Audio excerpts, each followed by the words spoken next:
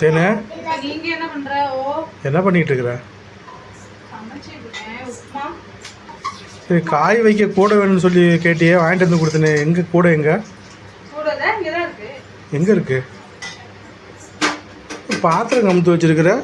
காய் அப்ப காய் எங்க இருக்கு? காய் ஃப்ரிட்ஜ்ல இருக்கு. ஃப்ரிட்ஜில் வைக்கிறதுக்கு தான் நீ கூட கேட்டியா?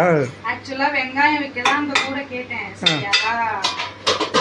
வெங்காயம் வந்து அந்த கூடையில வச்சோம்னா அழுகி போயிருது. வெங்காயம் எல்லாம் அப்படியே புழுவா குட்டி குட்டியா புழு வந்துருது. அதனாலதான் சரி என்ன பண்ணலாம்னு அப்படியே வேஸ்டாவே போட்டு வச்சிருந்தேன் கூடைய, எதுவுமே யூஸ் பண்ணாம. சரி ஓகே, பாத்திரமா அது கமுத்து வச்சுக்கலாம்.